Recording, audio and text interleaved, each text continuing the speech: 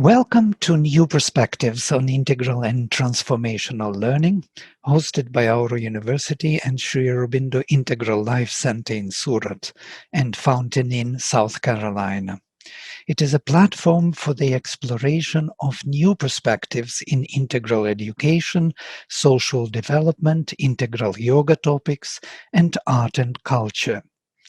Our aim is to facilitate presentations and interactions of different experts and researchers in diverse fields of endeavor, creating an interdisciplinary and interactive platform where all perspectives may find their true place, leading to more harmonious and comprehensive ways of living.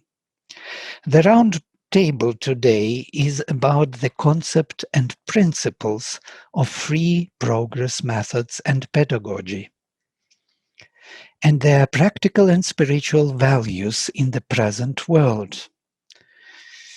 I know only a few attempts in India and maybe in the whole world daring to implement Mother's method of free progress in the schools, one of which is implemented by the mother herself at Sri Aurobindo International Center of Education. The other two were in Auroville at last school, and earlier there was a Mirambika school, if someone of you remember that Mirambika school. My daughter was studying there. And the other one which I know is Mirambika school in Delhi, located in the campus of Sri Aurobindo Ashram. Today we shall discuss the development of Mother's vision on education and how it can coexist and maybe even compete, it's a relative word, with the traditional system of education. For this panel discussion, we invited two panelists, the principal of Mirambika School, Dr. Jayanthy Ramachandran, and an ex-student of Mirambika School, Aadya Ramswaroop, who is only 16 years old, by the way. Allow me to briefly introduce them to you. Dr. Jayanthy Ramachandran is currently the principal of Mirambika Free Progress School in Delhi. She plays an active role in Sri Aurobindo Ashram Delhi branch in organizing and facilitating activities for youth of the ashram as well as aspirants from other Sri Aurobindo centers in India.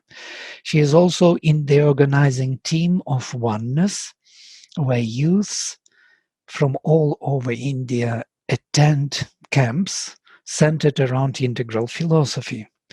She is the vice chairperson of the Sri Aurobindo Society Singapore.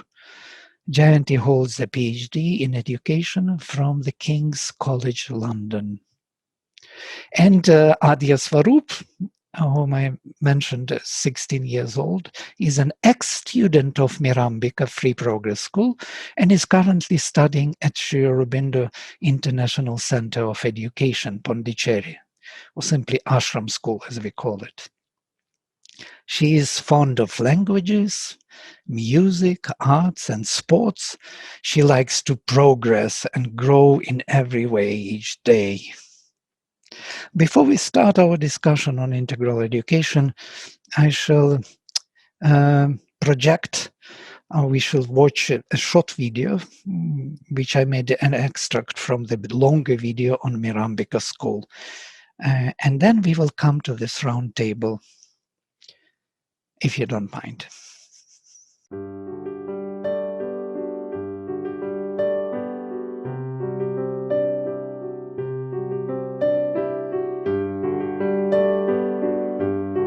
Mirambika is a spirit trying to express itself in manifestation.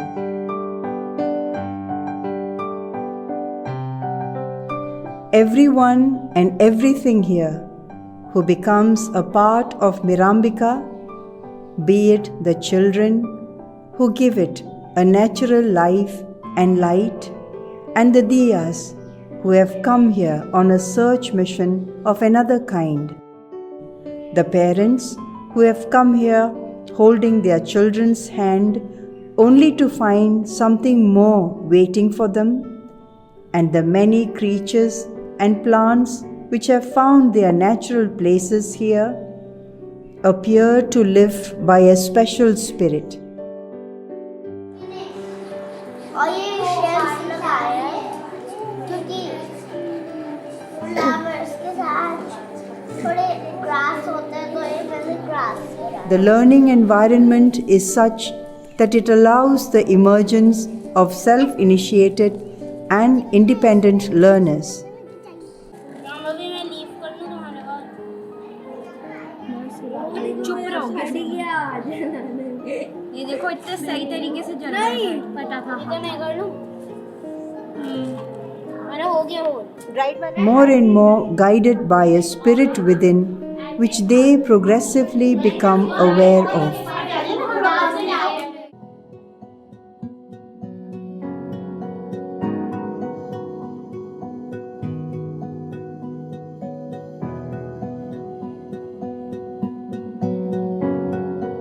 Skills for the harmonious development of a healthy, strong, and supple body that offers itself to be controlled by a higher impulse and aspiration.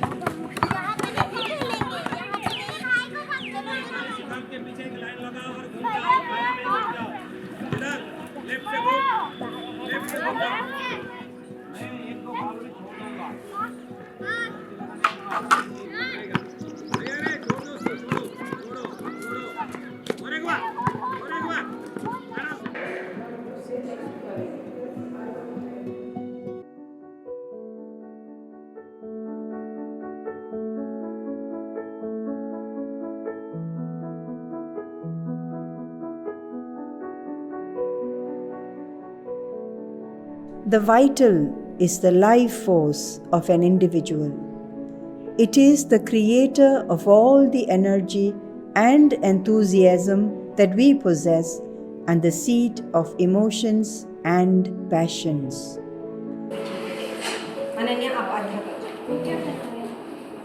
All our desires and longings are manifestations of the vital in us. Mirambika has shaped my life. It has given me freedom, and along with it, it also showed me how to use the freedom in a constructive way. From being given a voice that everyone heard right from Red Group, to being given the choice to work or not to work, it has made sure that I am in control of my life.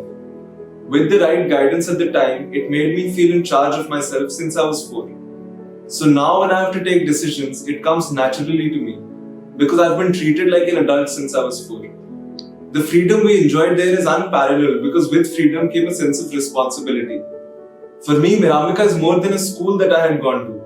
It's the place I owe all my confidence and sense of responsibility to.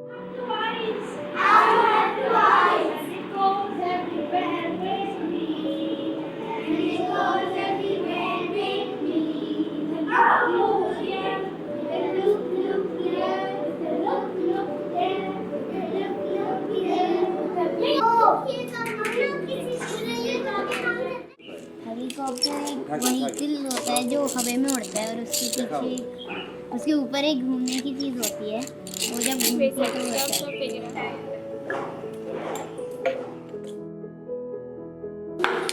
A vital transformed offers itself to work of a higher order and perfection in delight. Plant which is cut the stems and make a chutney out of it, and it helps knee pain.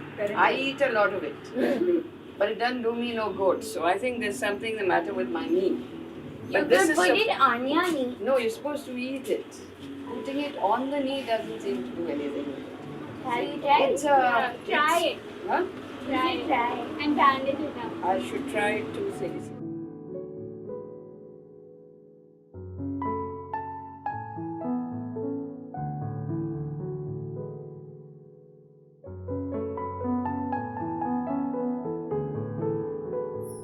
Mental development enables the sharpening of the tools of thinking, such as conceptualization and symbolization, the capacity of attention, imagination, memory, and the power of concentration.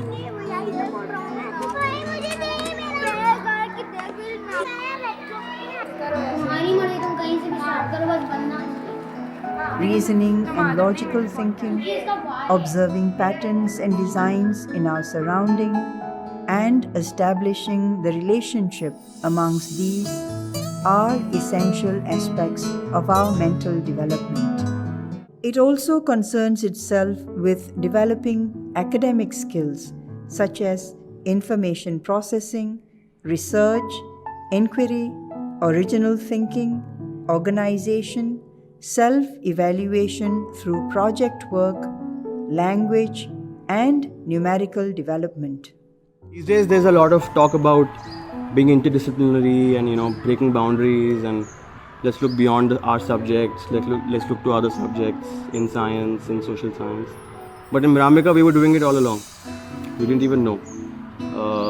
So this whole concept of a project work that we have is the whole problem-oriented approach. You have a subject and then you want to study that subject. Maybe it's money, or maybe it's an owl or something, and then you just go into all dimensions of that thing. So when we studied money, we studied the history of money. But we also made a bank account in UCO Bank, and I still have that bank account. We put in 200 rupees back then, and that really made it so real. Like, okay, this is how a bank works. This is simple interest. This is compound interest. You have a passbook. This is what you do. My signature at that time is something I forgot like 2 years later. So when I went back, he said, "Bhaiya, ye kya sign hai aapka? Ye to match nahi kar raha hai." Like project-based learning because it also teaches me what I'm working on, and it's also fun to research about what I want to learn and all. And I also get to choose what I want to study about, so it's very nice to research on what you like.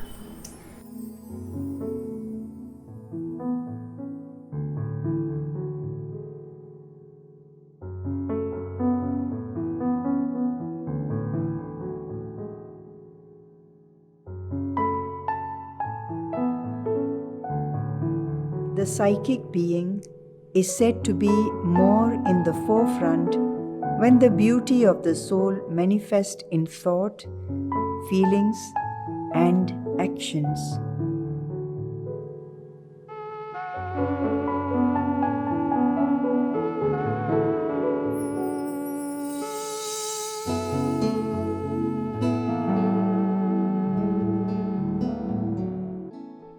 Getting in touch with the psychic is a sadhana that each diya takes upon himself or herself. In their daily living, diyas try to enter within themselves and remain calm and quiet.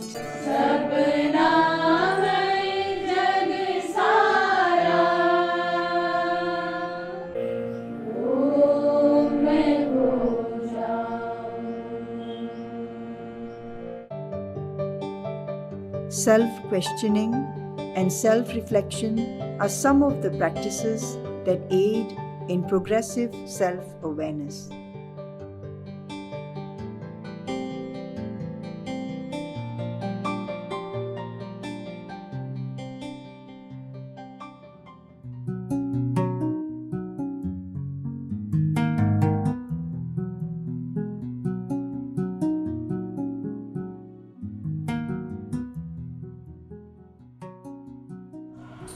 I think some of the things that at least we take a lot in our friendship from Mirambika is the fact that we were constantly engaged in self-reflection. So we would write in our notebooks everything that we did through the day. So our diary entry pretty much.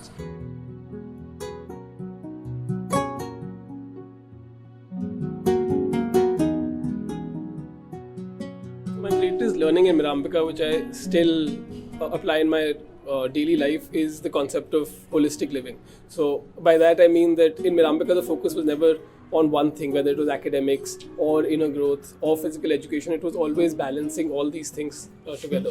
And I probably didn't realize it at that time, and even negative about something like meditation, but now I realize the importance of how how all these three things need to go together, and this is something I've started applying in my life today.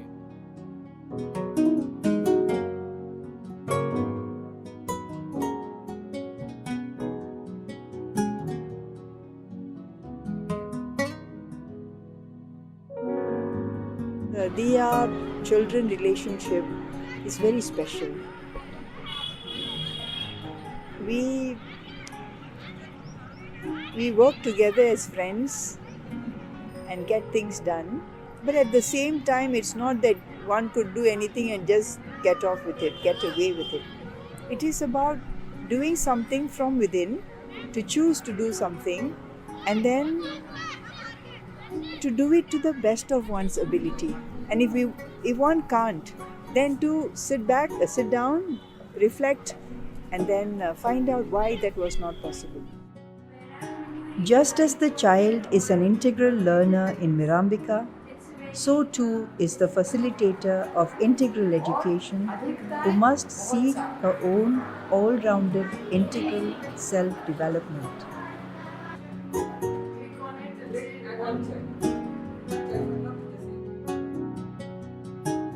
The first principle of true teaching is that nothing can be taught.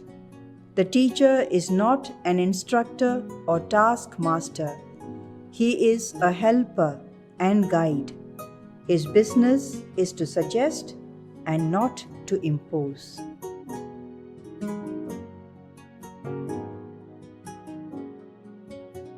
I, like many of us over here, didn't train to be a teacher.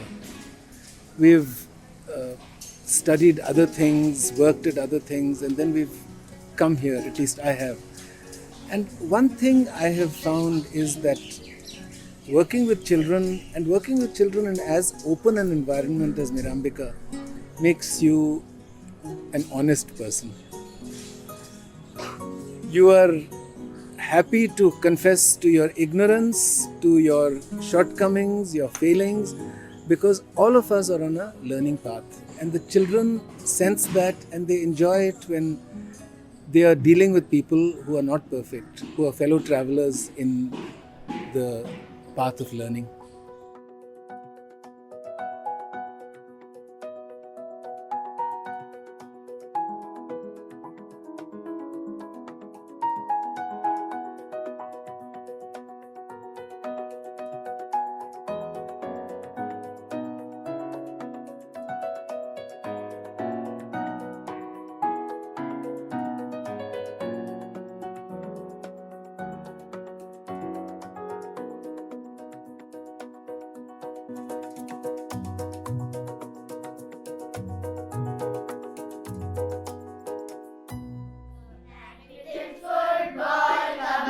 Basketball, even the track rounds, we enjoyed them all.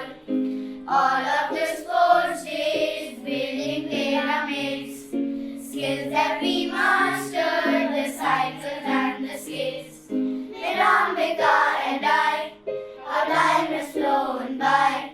I think of all the things we've done.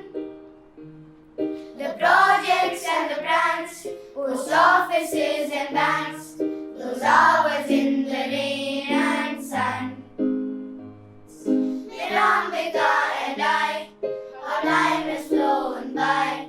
I think of all the things we've done. This is a wonderful film. The film is longer. I just took several clips from it, and because of limit in time, and time limit is not permitting us to show the full video, yes, and that is quite. But we can gather the atmosphere. We can see how beautifully it is all arranged. The concepts, the vision, the interaction with children, the freedom of children, and I must. Confess that when I came to Mirambika first time, I was totally taken by this immense freedom which children have. They have freedom to go in, to go out, to speak, to concentrate. this living movement. There are no walls. Everything is open. You can look through immediately. And when I come with camera. I was making a film on Mirambika at that time. And you come with the camera, they don't react to you. They don't jump and they run to you. They are busy with their own things, as if nothing happened. And that was for me kind of a very big surprise, because usually, you know how it is in the school. Somebody comes with camera, everybody jumps on him and so on. And they were busy with their things. So I would like to open our discussion now on. We have already some questions, but I have my own questions first to start a round table.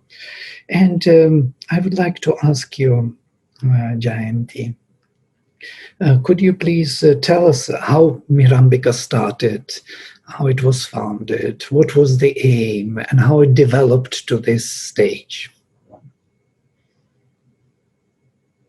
Yeah, you have to unmute yourself.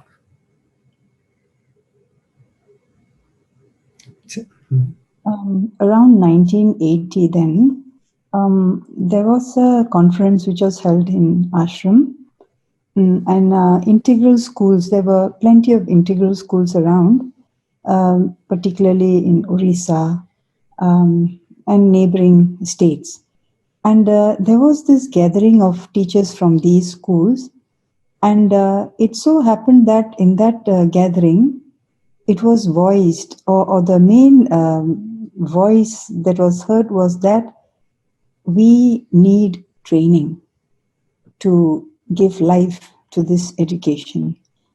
And then Mirambika was conceptualized, a school which could support teacher training in integral education, free progress education.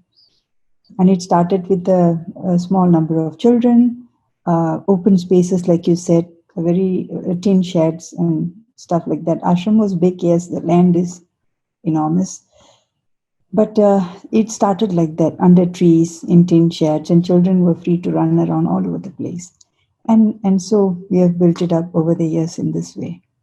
So it is basically to serve the need of a teacher who needs to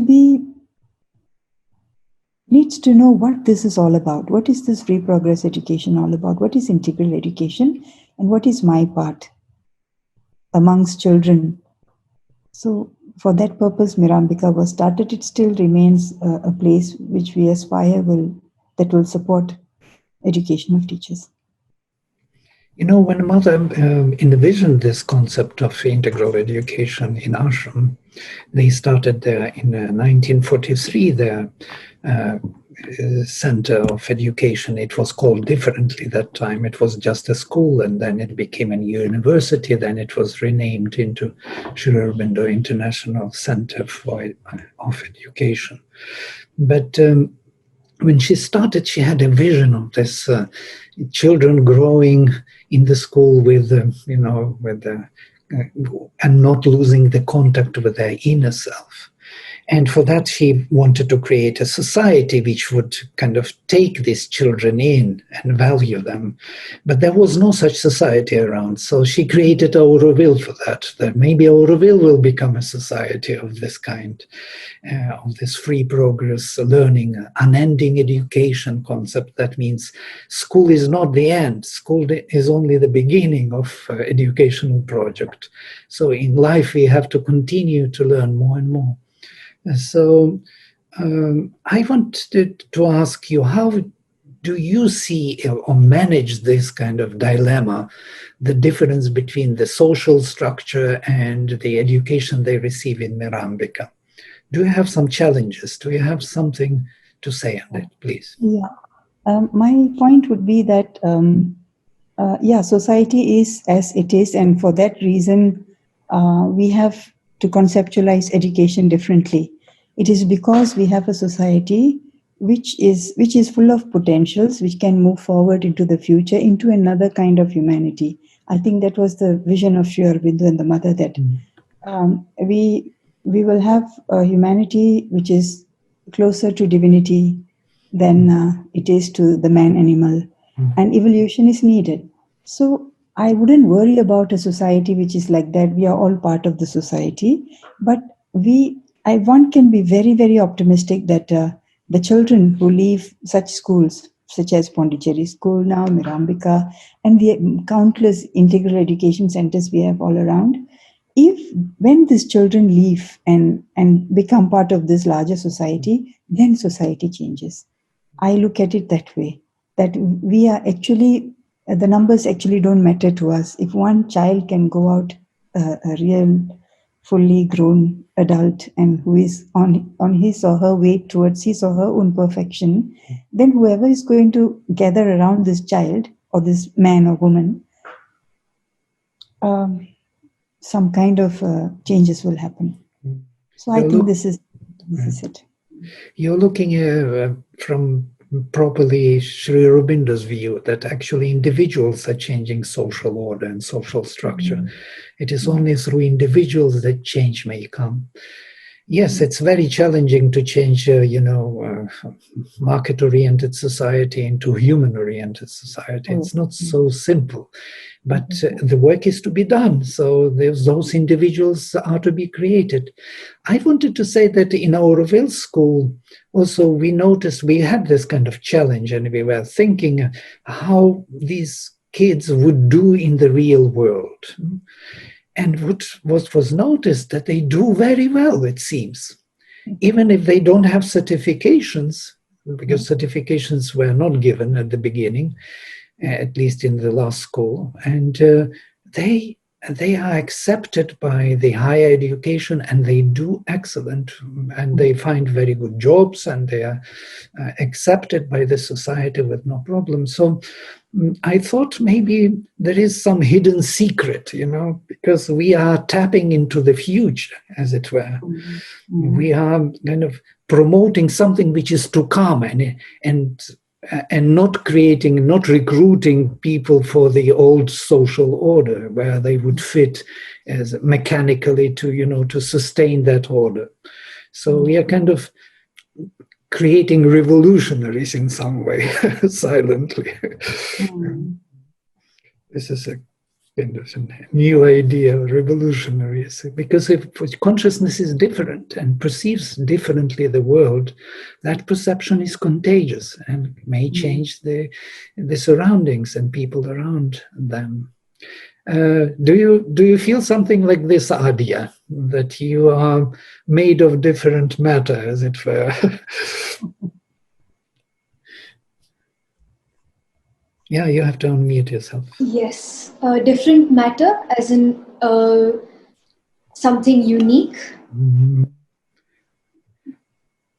Something different from or maybe not different, maybe it's a wrong way to put it. It's something which is, you're taking the world in the brighter sense. You're looking at it from the point of brighter consciousness as possibilities or something like that. So like you mentioned, here in Mirambika as well as in the ashram here, it is a sort of bubble.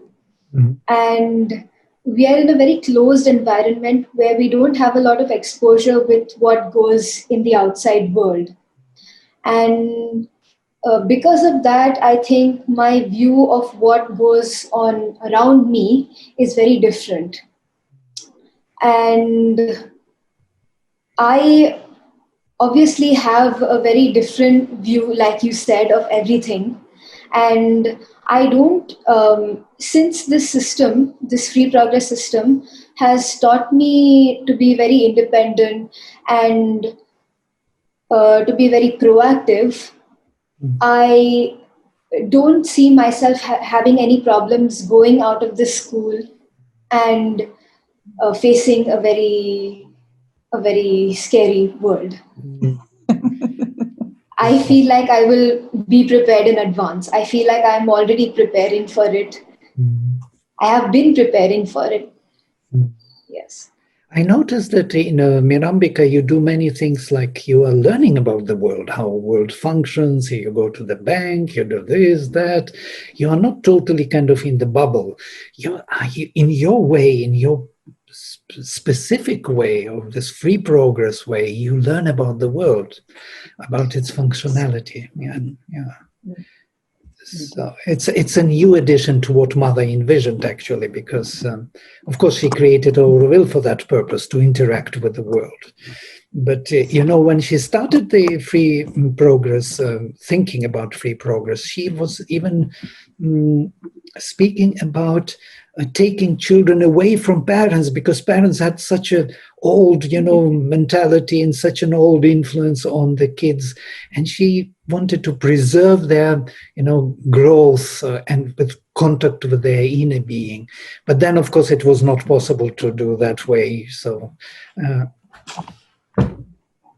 there is. So she changed, and when she. Did, I remember the one conversation with someone in the school, because they had exams at the beginning, in the school. And then one girl who didn't study well suddenly made a very good marks during examination. So she was very happy. And then they told her that the girl cheated, and she had something already kind of, how they are cheating on exams, and used some kind of, prepared, written secretly, and used that for the answer. And she became very sad. And afterwards she said, we cannot blame her. We expect from her to be good and to be the best, and she cannot catch up with it. And she removed all the examinations. And that was the beginning of a new view on the development, that exams should not be introduced in that way, as that ordinary way to check on you how you do it. So in Auroville, only one school is following it. It is the last school. No examination. We are discussing, we have projects, and during the study, teacher and student know. They know what they do, yes? They know on what level they are. They don't need examination if there is a closer interaction. Do you have examinations in Mirambika, by the way? No, Vladimir, we don't have examinations. I can relate with that system. Here we have we do work through projects. So children are free to choose their project. Sometimes the group chooses. And evaluation is something that we pay attention to. So when the child finally comes with his or her findings, puts it together nicely and starts presenting, then all these discussions happen, questions, answers, questions, answers. So in the process, we can feel the energy in the children, and the learning itself, we learn quite a bit, and the children learn. And then we also have this one-to-one discussion with the child who presented or would be presenting. And in that process, we can, our mark is, how can you do this better? Usually we ask that along the way, and the child is able to engage with that, and then moves on. And then we all know that, yes, we have learned something, and we move forward with the thing. Only in the later part, when the children are in their 8th, because they have to leave school and move on into another system. Usually Mirambika children, many of them end up in the mainstream schools. So there we expose children to tests and the quality of answers. How do you answer precisely? We look at the nicer part of exams. How would you answer precisely? What are the things you need to look for? How do you unpack a question, for example? So those mental activities we engage in. Other than that, there are no exams at all. Even 8th, we don't have exams. But the children sit for the entrance exams before getting into another school. Yeah. It's very interesting, very interesting. Do you feel, Aadya, that it is not necessary, the examinations? How do you feel about exams? Did you do any exams, actually? So I haven't given any exams so far. So I wouldn't be able to tell you how it feels to take an exam, because I could never make that comparison between the two. But we are given the opportunity, as Jayanthy said, to do a self-evaluation, to And I think by our age, we are considered old enough to be able to do a self-reflection, a self-evaluation of how well we are studying and if we would like to do better. Yes. So you were always trusted before to make self-evaluation, and you started to do it in a right way. You don't need to, to present yourself to yourself in some, light that you are better or you're worse. You can have it. You can do it in a real time, as it were. It's very nice. It's a great idea of self-evaluation. We have several questions here, by the way, quite a few. So we have still half an hour, so we could go ahead. I can read for you. You can also see for yourself, but better I will present that others would hear it also. So Girish asks, how can we link the traditional syllables taught in the schools to spirituality? Do you consider yourself to be a spiritual school? I add to it. I'd just like to highlight to you what free progress means. It means a progress guided by the soul. This is a definition given by Mother. And it is a progress guided by the soul and not subject to habits, conventions, and preconceived ideas. So you can imagine the challenges that we face. There is a soul element there. And by virtue of that, we have to embrace something called spirituality. But it is a spirituality which has to be lived as we are. And we don't have to talk about it, but it is something that we really go in and ask ourselves, what is my spirituality like? What is my soul like? Where is it? And so on. And then this idea about preconceived ideas and conventions and habits, those belong to the old world. So we have to new create every time. It's a new creation with everything that we do, ideally. And because we are also from that old world, this ability to reflect actually makes us aware, okay, that is coming from the old world. I'm just holding on to something. I'm not moving forward. See? So the practice of spirituality cannot be divorced from the new world, the future. Yeah. So the progress is the major topic. The progress is the major drive. You have to constantly progress, grow, and that is encouraged. That's right. Yeah. Beautiful. So Girish's question is a very important question because, we have many schools and individuals who struggle with not schools, individuals in those schools struggle with this idea about how to reconcile spirituality or the mainstream school with spirituality.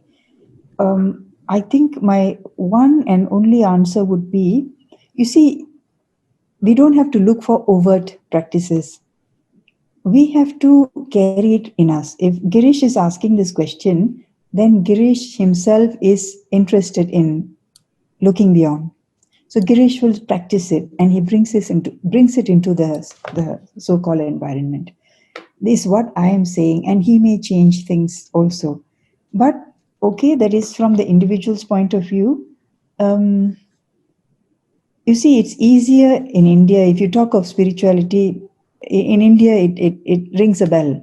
Everybody does yoga. The whole lot of schools in India would embrace yoga like anything. Then it becomes a little challenging when you go out of India. And then we talk of spirituality, and it becomes basically a space where we engage with the self. So there are a lot of things we need to discuss with this, how to spiritualize mainstream schools. But that is a very beautiful question. It's a very relevant question. My answer is that you bring it with you. You practice it. Things change.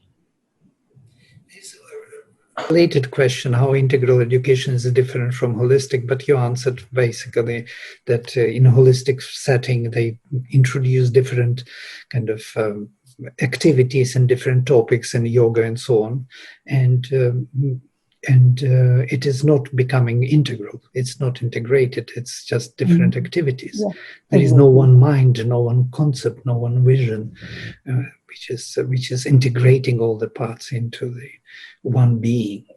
And this is excellent. There is a question to Aadya. Will there be change with integral education, which integral education will bring in the next 10 years? Do you think there will be a change? Yes, I do think so, because as a part of integral education, our focus is on looking at ourselves and being really conscious about ourselves and all that we do.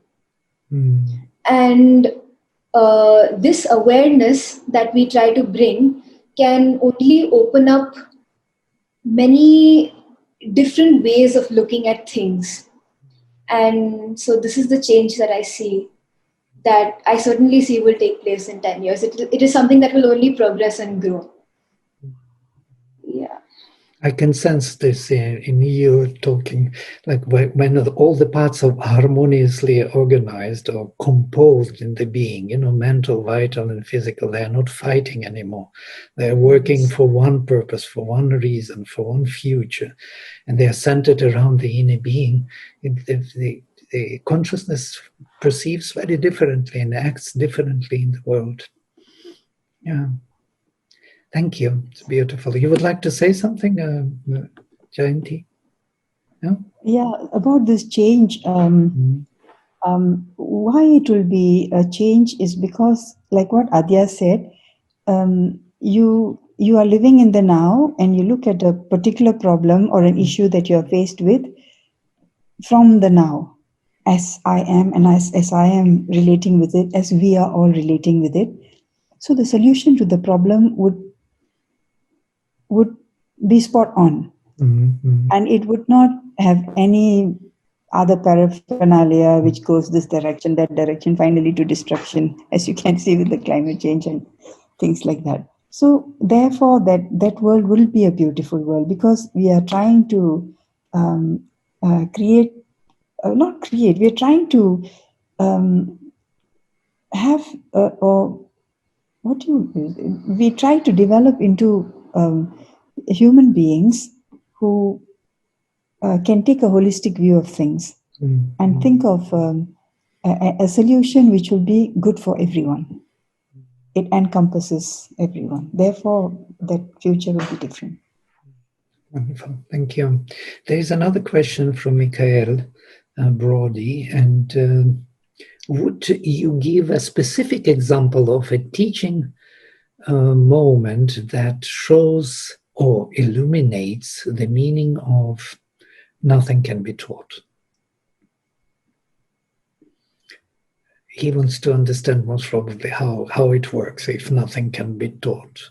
What does it imply? Yeah. Yes. See, we believe that individuals, they have it in them. It is all there. You don't need to tell a child, okay, today is the 1st of February, it's time for you to walk. You don't have to tell the child to walk. The child walks on a particular day when he knows he can take a step forward. But we somehow, the adult brain from one world, it is programmed to think that, no, that is a little baby, I have to tell him everything. So we do the same thing with small children, that we tell. And what about the child? Can't the child think about these things? So in our setting, many times we have experienced this. We create the environment, a project is going on, and we step back. And the children, just in their own way, they roll on with revelation after revelation. They find it out themselves in their own way. We allow all that because it has to be. They can't think like any other person except themselves. So those are the moments when we realize that, yes, the children have it in them. You just allow them to express it. We don't have to feel disappointed that such a thing is not being said by them. No. If we are open enough, they say it in many other ways. But it is there, they would have grasped it. So nothing can be taught is just that let us not put the weight on teaching. Let us not put the weight on being a teacher. Let us probably create a space where children have natural curiosity, and that curiosity leads them into discovering things and, yes, touching it there, just there. We just have to listen. Okay, then what about that? Okay, I see. Okay. And then it happens. So therefore, I feel there are many examples like that, where we have seen children discovering things in that way. Beautiful. Precise examples. Let it come to my head and I'll share. Well, the whole Mirambika is one big example of it. You allow kids to discover their own way, the truth. So that is nothing can be taught. You can only facilitate, only as it is briefly shown in the clip, that you just help the child to discover the truth. And when there is a question coming, then you have to pay attention. Then you are involved. Then you have to give full answer. Yes, beautiful. There is another question from Anjali Jaipuria. Anjali, nice to see you here. Anjali has a big school, as you know, in Lucknow. And very informative and experiential indeed. Isn't it tough for students to get admission in grade 11 in other schools after they leave Mirambika? But what is the reason for that assumption? Maybe it's just we want to know the facts, the statistics. I just wanted Anjali to think about that. But yes, many of our children, I mean, we haven't seen any child suffering through their 11th or 12th going into college. They fall into place and they are able to discover on their own. You know, self-learners, when they know how to do it, they go and search for things themselves, they will survive. So there is no difficulty at all. In fact, we expect them to do far better. And we have seen them during exam times. I mean, our children come back sometimes and exams are going on in their school. And they would be so calm and quiet. Oh, yes, tomorrow we have economics, yes. And then, so then we know that this child has actually mastered somehow. Yeah, it's an exam, we'll do it. So that itself places them in a good standing. They're calm, they're quiet, they're cool about it. They must have done, they do their work and they get through it. And they may not be fighting for their 100 percentile in that way. They may get it, but they are prepared and they do it and they do it well. Yeah. This is our experience. Right. Most of the children make it. Yes, but once the personality is formed in a harmonious, holistic way, how can they do not well? Yes, in any environment, in any context, they will find a way, because they do not have that conflict within themselves. Yes. Yeah. And in that way, the first 10 years, the first 10 formative years are spent in Mirambika in this kind of a setting. So I think it makes them for life. They are made for life. All these children you heard just now, speaking on the video clip. This is our sense that they are formed in that way. There's something inside. It happens inside all these practices, all the experiences. I just wanted to add, because we are in a system where we have the freedom to learn and to go and look up for what we want to learn. So if we want to give an exam, we would go and we would actually study for the exam. And that studying isn't really just memorizing what's written in books, but it is understanding the meaning of what's written in those books. And that, I think, really helps in maintaining a very calm and peaceful demeanor while you're doing your exams, because you don't feel the pressure of simply sort of memorizing it and putting it down on paper. Instead, it just comes naturally because you have understood the meaning of whatever you are. Wonderful answer. I actually were looking forward to exactly to this. Once we understand how things work, you don't need to memorize them. because you have it inbuilt in your understanding. So you can find your answer. It can be unusual in that moment of time, but it will be aligned with your true understanding, rather than you memorize the answer and then you deliver and don't understand at all what it is all about, or try to believe in it that it is so. It's another problem, because we are imposed, so much information is imposed on us to memorize and to use, because we are in the recruiting system. We are being recruited by the society to be specific workers, to do specific jobs. But understanding is not required in that mechanical view.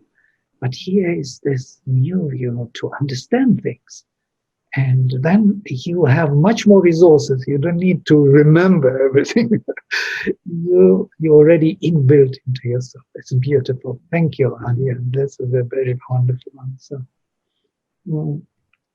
There are more questions, of course, here, which we partially already answered. But there is one interesting question by Michael.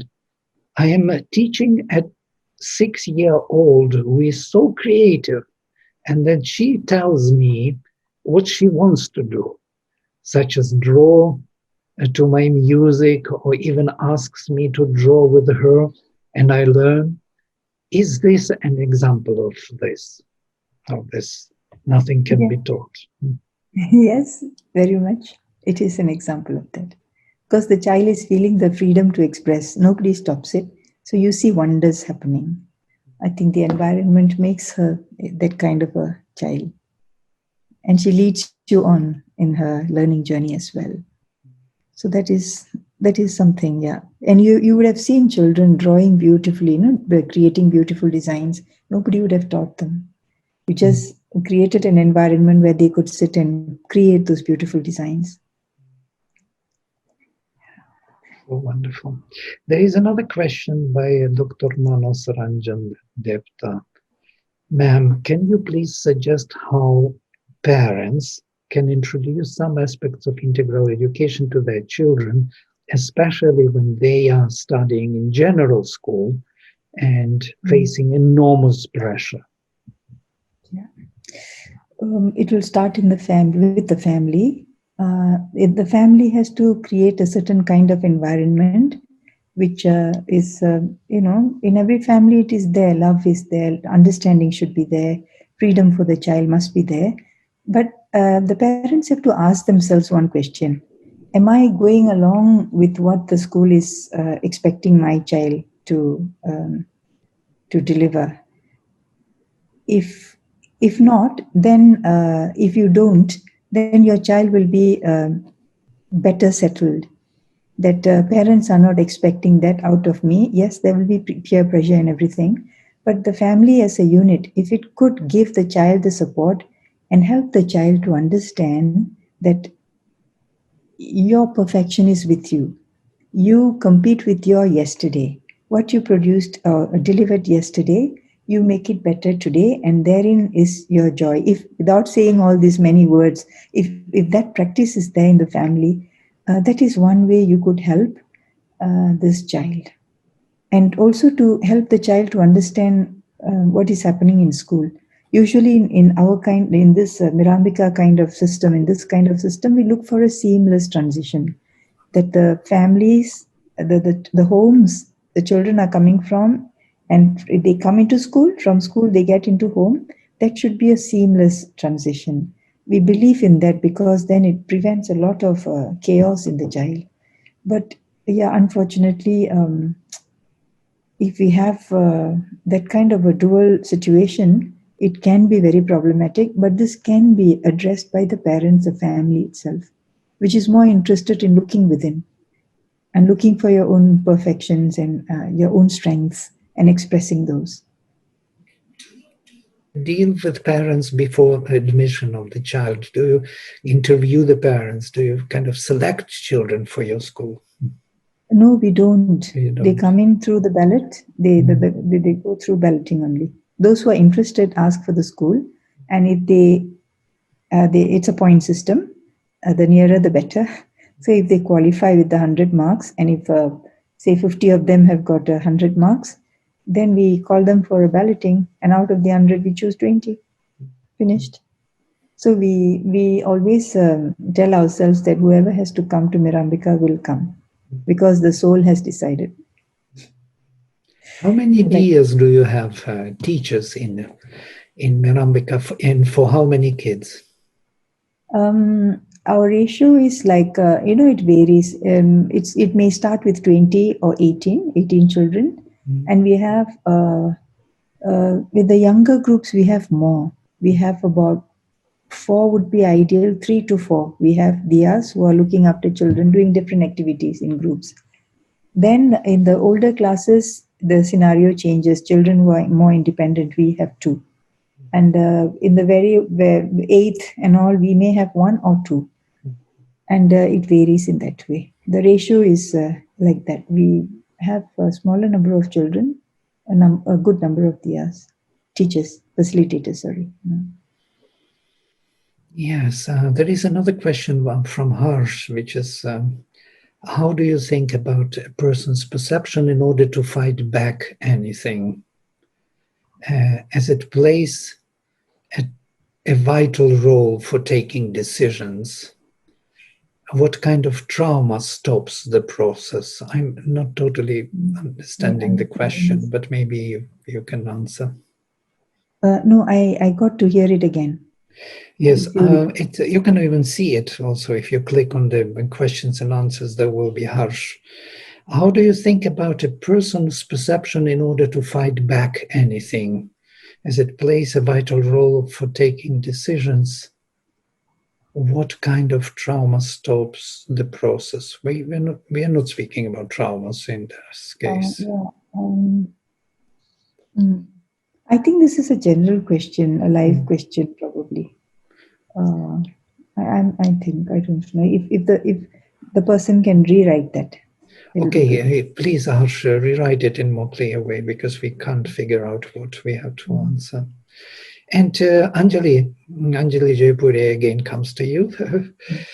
Do your students take the NIOS examinations? They are free to take the exams as they wish. We used to have that.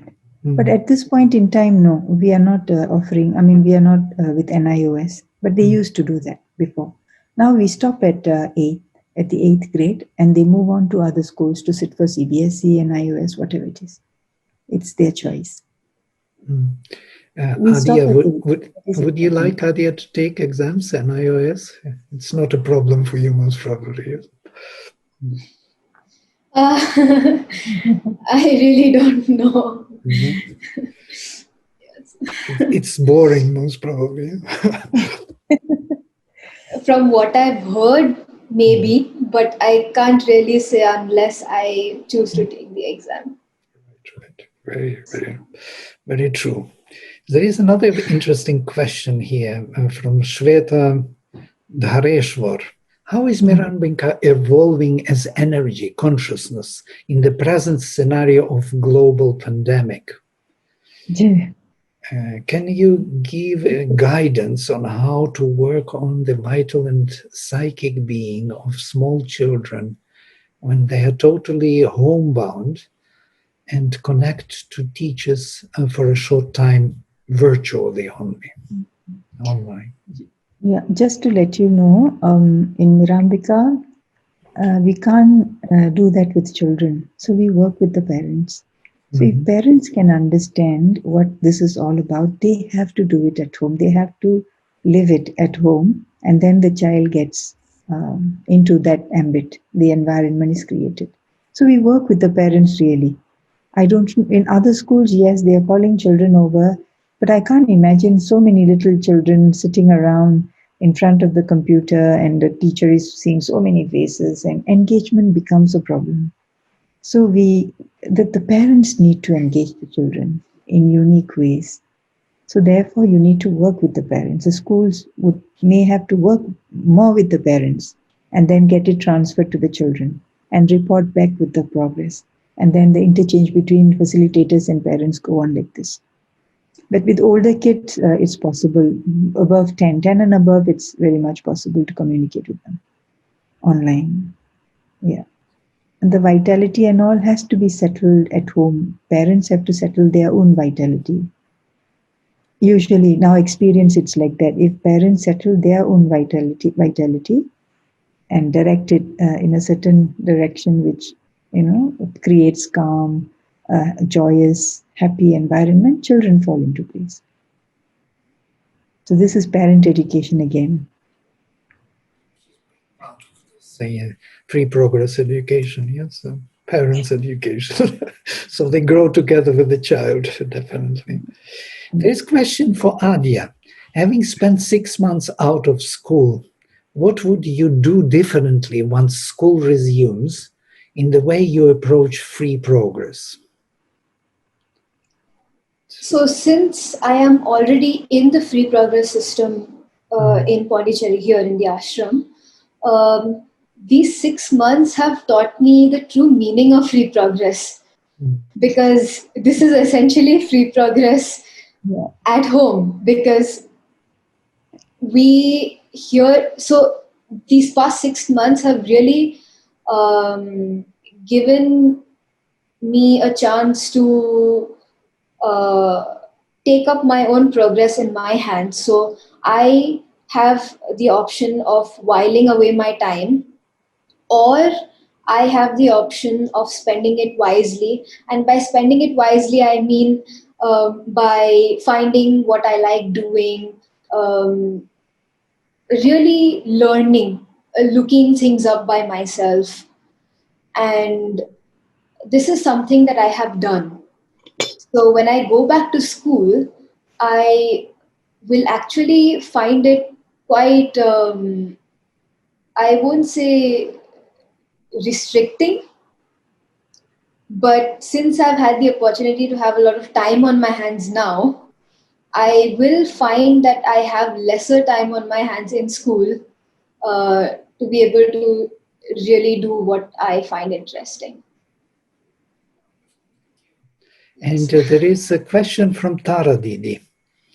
Why do we not have more young teachers wanting to come to Mirambika to learn more about this beautiful system that the mother has placed in front of us? It's a difficult question. Really, what the young people are looking for, that needs to change. So as long as they are looking to joining the mainstream, that will be less and less. But I guess we could do something about it by speaking to youngsters about what we do in Mirambika, like what we are doing right now. So if youngsters are listening, then at least something would have happened in them and they could make a choice. If you know there are choices, you can choose one which you feel is a good choice. So this kind of forums may help. I mean, this is something I can think of now, Didi. Yes, there is another question. Is there a kind of discipline in Mirambika? How do you help children to deal with vital emotions? The discipline, from the beginning, it is self. It is about looking within oneself. That's one thing, the self.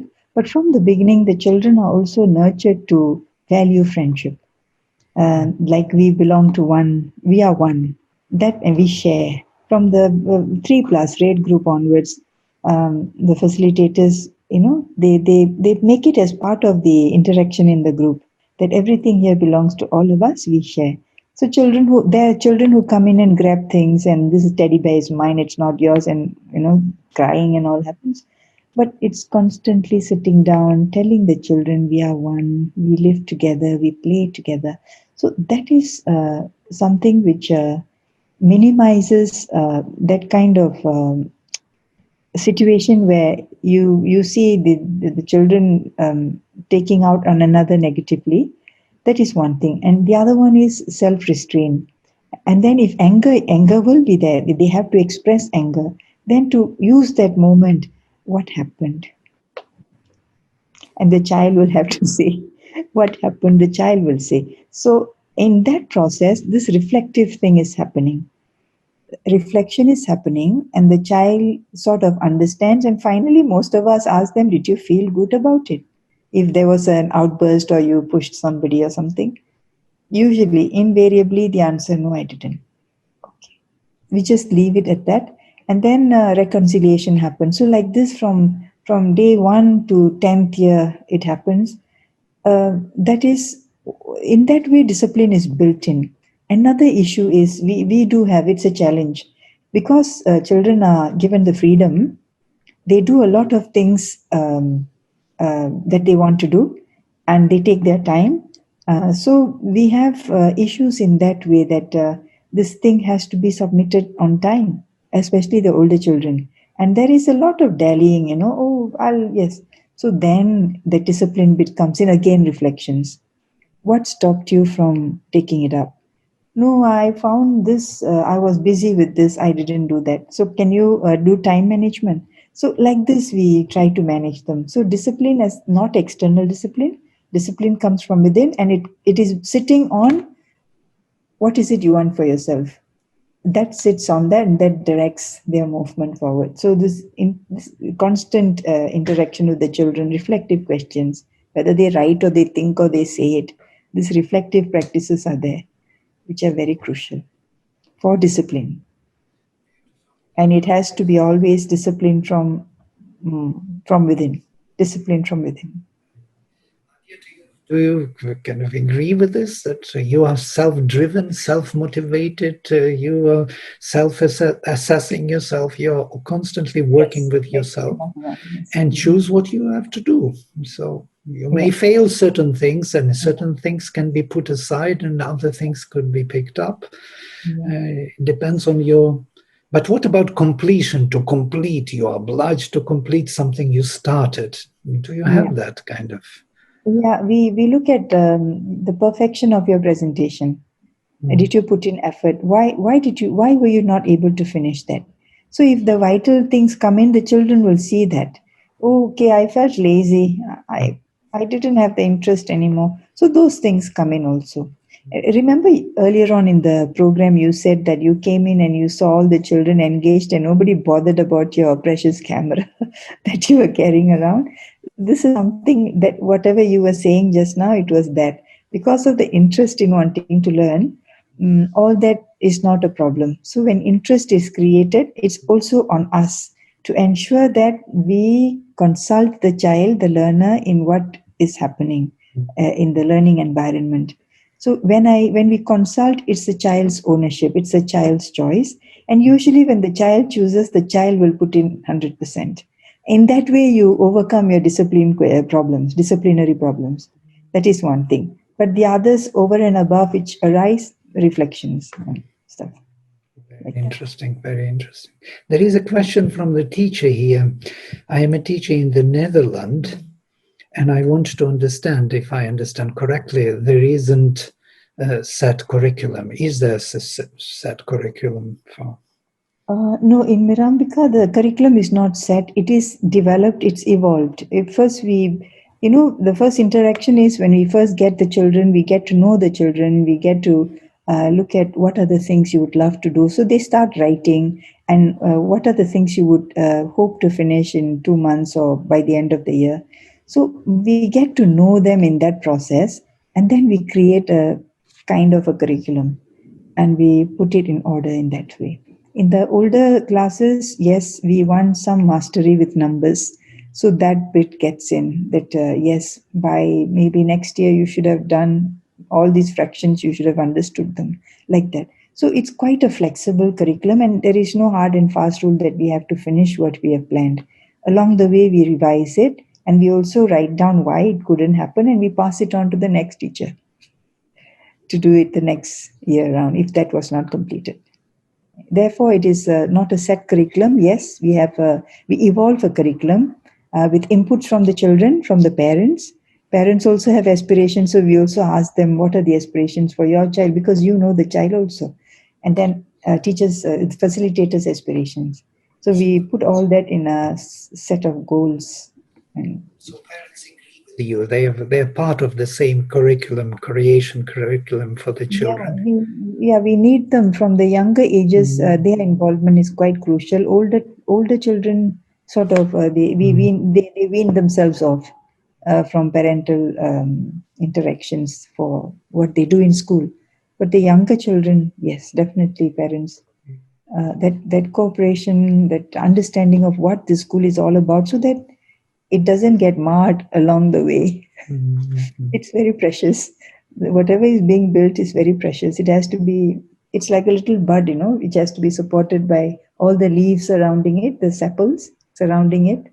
So the sepals are the hands of the parents and the hands of the facilitators and all the adults who are around the child, actually, in a way. Interesting. Thank you. So what would you, Aadya, suggest to the kids of your age, how to proceed in their self-education? What suggestion you would give them, or message, if you would want to give such message? What is the most important you feel in educating oneself? To be proactive.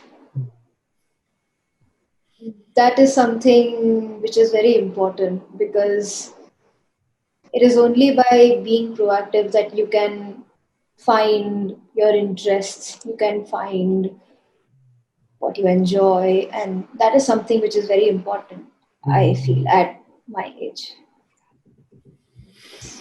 Wonderful, wonderful. I think this is a very important, it's a major drive for progress, to be proactive, to try to figure out, to discover things, how they work, how they don't work, and trust in oneself, trust in that drive within you, and build more and more around it. Not to be selfish, but to be selfless discoverer of the world and oneself. Beautiful. Thank you very much. We are already over time because we could not stop. There are more questions. You didn't answer all of them. I didn't know that there will be so many questions. It's very nice to see all of them, but maybe we will select them and you will answer them. We will give you the emails so people will receive their answers. Thank you very much. It was a great pleasure to meet with you here for this wonderful topic and very rare in the world. Here HP comes into online, the chancellor of our university, and maybe HP, you would like to say a few words. You have to unmute yourself. Just unmute yourself because you are muted still. It's in the corner. Hello? Yes, be here. You hear me now? Yeah. Okay.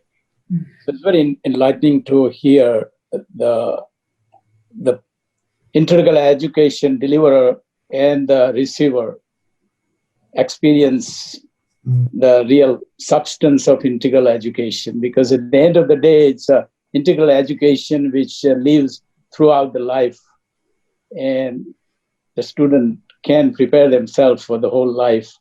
So, and it's also resonate with our integral approach to what Sri Aurobindo says, all life is yoga. So learner becomes a leader through values. And that's what our university stands for. So thank you so much for all the participants as well as the presenters. Thank you. Thank you. So, namaste. Thank you very much. Namaste. Namaste. Thank you, Ravi.